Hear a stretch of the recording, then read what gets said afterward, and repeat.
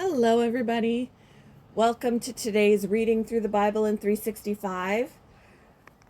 Today we are going to be focusing on Exodus chapter 14 and 15 and Matthew chapter 17. So we're going to get started in Exodus with chapter 14. Then the Lord gave these instructions to Moses. Order the Israelites to turn back and camp by Pi-hahiroth, between Migdol and the sea. Camp there along the shore, across from Baal Zephon. Then Pharaoh will think the Israelites are confused. They are trapped in the wilderness. And once again, I will harden Pharaoh's heart, and he will chase after you. I have planned this in order to display my glory through Pharaoh and his whole army. After this, the Egyptians will know that I am the Lord. So the Israelites camped there as they were told. When word reached the king of Egypt that the Israelites had fled, Pharaoh and his officials changed their minds. "What have we done, letting all those Israelite slaves get away?" they asked. So Pharaoh harnessed his chariot and called up his troops. He took with him 600 of Egypt's best chariots, along with the rest of the chariots of Egypt, each with its commander. The Lord hardened the heart of Pharaoh, the king of Egypt, so he chased after the people of Israel, who had left with fists raised in defiance. The Egyptians chased after them with all the forces in Pharaoh's army, all his horses and chariots, his charioteers, and his troops. The Egyptians caught up with the people of Israel as they were camped beside the shore near Pi-hahiroth,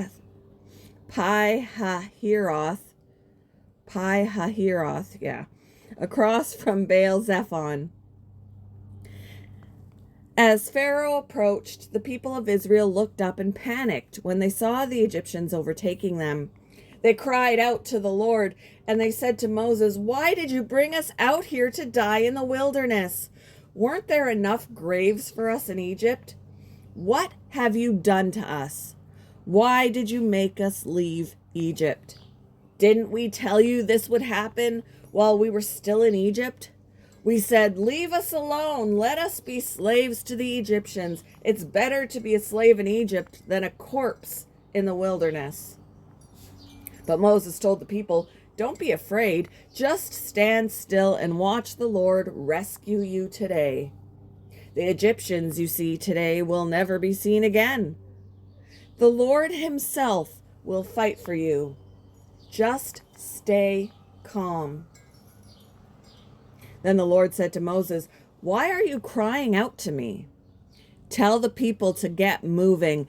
Pick up your staff and raise your hand over the sea.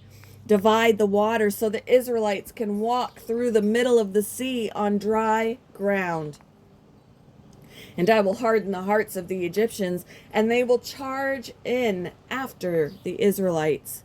My great glory will be displayed through Pharaoh and his troops, his chariots and his charioteers. When my glory is displayed through them, all Egypt will see my glory and know that I am the Lord." Then the angel of God, who had been leading the people of Israel, moved to the rear of the camp. The pillar of cloud also moved from the front and stood behind them. The cloud settled between the Egyptian and Israelite camps. As darkness fell, the cloud turned to fire, lighting up the night. But the Egyptians and Israelites did not approach each other. But the Egyptians and the Israelites did not approach each other all night. Then Moses raised his hand over the sea, and the Lord opened up a path through the water with a strong east wind. The wind blew all that night, turning the seabed into dry land. So the people of Israel walked through the middle of the sea on dry ground, with walls of water on each side. Then the Egyptians, all of Pharaoh's let's try that again. Then the Egyptians, All of Pharaoh's horses, chariots, and charioteers chased them into the middle of the sea. But just before dawn, the Lord looked down on the Egyptian army from the pillar of fire and cloud, and he threw their forces into total confusion. He twisted their chariot wheels, making their chariots difficult to drive. "Let's get out of here, away from these Israelites," the Egyptians shouted. "The Lord is fighting for them against Egypt." When all the Israelites had reached the other side, the Lord said to Moses, "Raise your hand over the sea again. Then the waters will rush back and cover the Egyptians and their chariots and charioteers." So as the sun began to rise, Moses raised his hand over the sea, and the water rushed back into its usual place. The Egyptians tried to escape, but the Lord swept them into the sea. Then the waters returned and covered all the chariots and charioteers, the entire army of Pharaoh.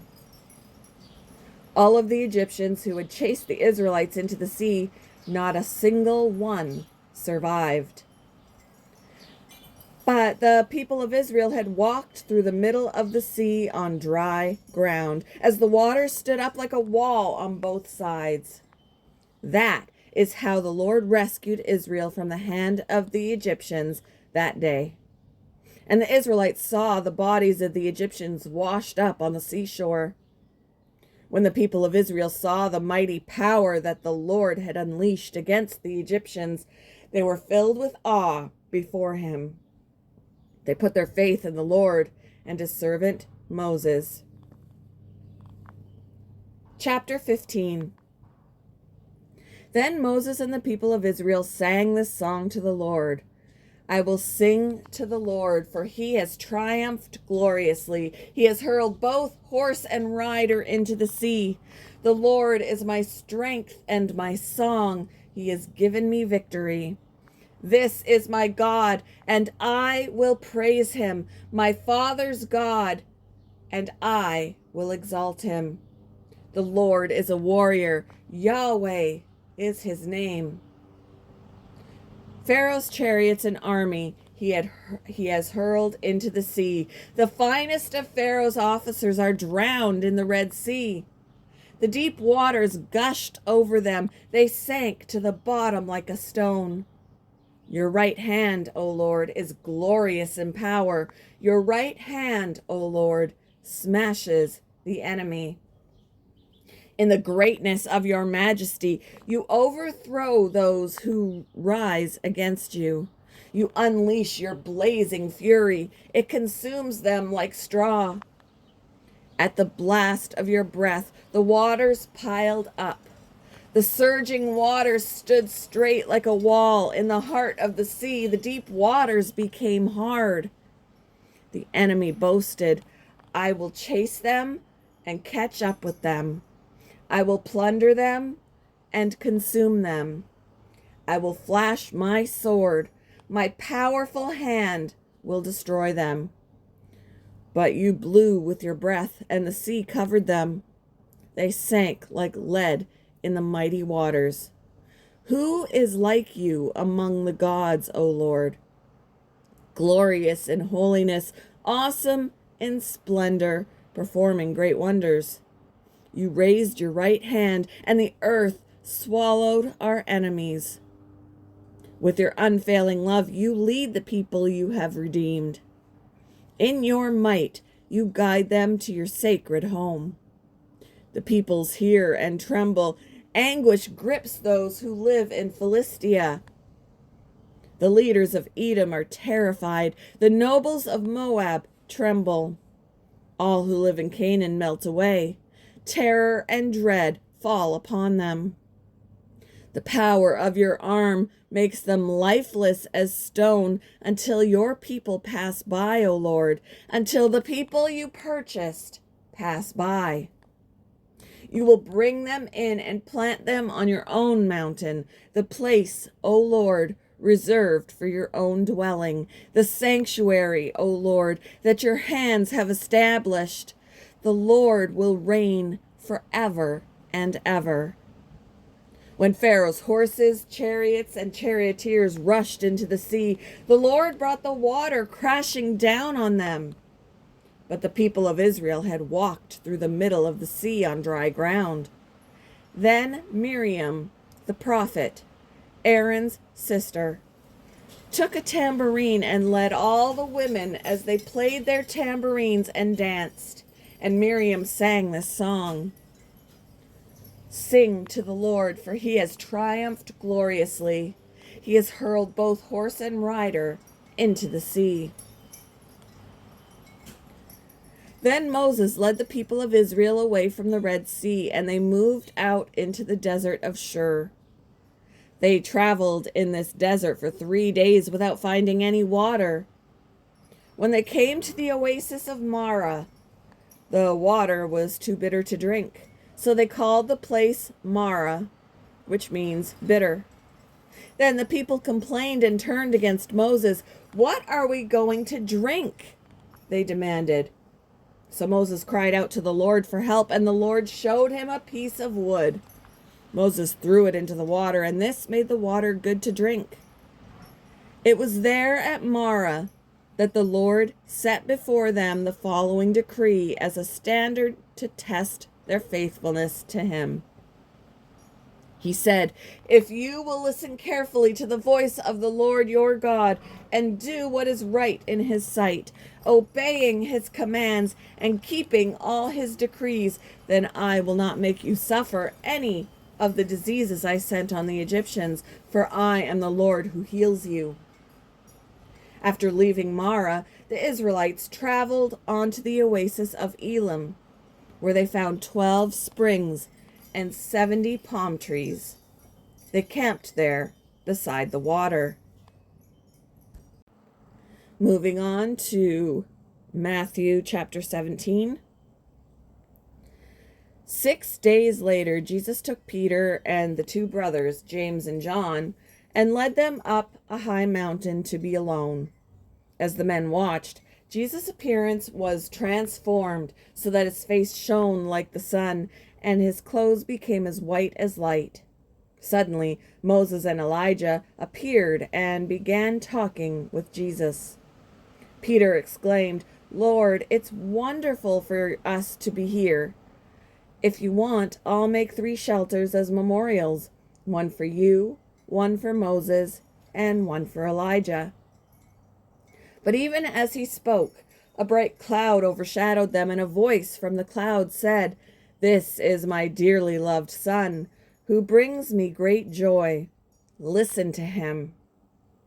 The disciples were terrified and fell face down on the ground. Then Jesus came over and touched them. "Get up," he said. "Don't be afraid." And when they looked up, Moses and Elijah were gone, and they saw only Jesus. As they went back down the mountain, Jesus commanded them, "Don't tell anyone what you have seen until the Son of Man has been raised from the dead." Then his disciples asked him, "Why do the teachers of religious law insist that Elijah must return before the Messiah comes?" Jesus replied, "Elijah is indeed coming first to get everything ready, but I tell you, Elijah has already come. But he wasn't recognized, and they chose to abuse him. And in the same way, they will also make the Son of Man suffer." Then the disciples realized he was talking about John the Baptist. At the foot of the mountain, a large crowd was waiting for them. A man came and knelt before Jesus and said, "Lord, have mercy on my son. He has seizures and suffers terribly. He often falls into the fire or into the water. So I brought him to your disciples, but they couldn't heal him." Jesus said, "You faithless and corrupt people, how long must I be with you? How long must I put up with you? Bring the boy here to me." Then Jesus rebuked the demon in the boy, and it left him. From that moment, the boy was well. Afterward, the disciples asked Jesus privately, "Why couldn't we cast out the demon?" "You don't have enough faith," Jesus told them. I tell you the truth, if you had faith, even as small as a mustard seed, you could say to this mountain, move from here to there, and it would move. Nothing would be impossible. After they gathered again in Galilee, Jesus told them, the Son of Man is going to be betrayed into the hands of his enemies. He will be killed, but on the third day he will be raised from the dead. And the disciples were filled with grief. On their arrival in Capernaum, the collectors of the temple tax came to Peter and asked him, doesn't your teacher pay the temple tax? Yes, he does, Peter replied. Then he went into the house. But before he had a chance to speak, Jesus asked him, what do you think, Peter? Do kings tax their own people or the people they have conquered? They tax the people they have conquered, Peter replied. Well then, Jesus said, the citizens are free. However, we don't want to offend them, so go down to the lake and throw in a line. Open the mouth of the first fish you catch, and you will find a large silver coin. Take it and pay the tax for both of us. Thank you for joining me for today's reading through the Bible in 365. I hope you all have a wonderful Monday, and I will see you in the next one, guys. Bye!